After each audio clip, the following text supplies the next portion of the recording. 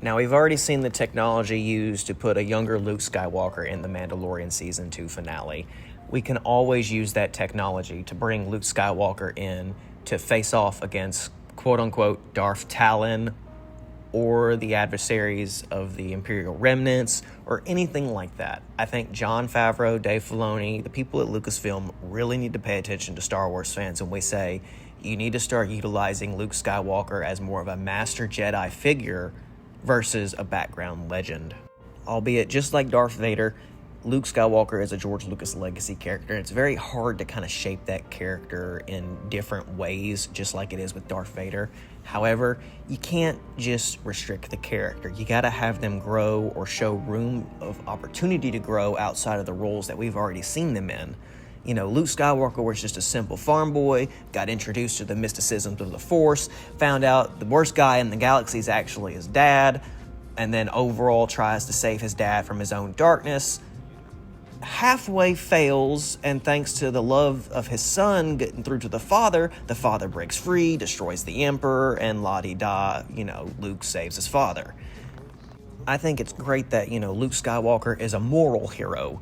He's not a physical hero, though, because, let's face it, Luke ran away from his training because his moral identity told him he needed to go save his friends.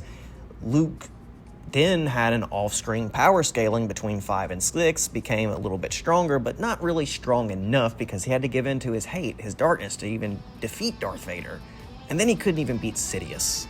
Let's be real about the realistics of the expanded universe. It made Luke Skywalker more of a hero than he already was, more of a legend than he already was, someone even wiser and stronger than what he displayed in the original trilogy. And I think that's why Legends fans love to cling on to the identity of expanded universe Luke Skywalker, because he actually became a decent Jedi Master, and we haven't seen that develop in the Disney era of Star Wars really at all. They've avoided using Luke Skywalker in animations. They've avoided, really this framework between episode 6 and 7 of giving Luke a better identity, where we have him in episode 7, 8, and 9, where he's just like, oh, that's what he became? Well, we need to know why. The relationship and story that we're given about Luke and Ben, it needs help. Let's be honest.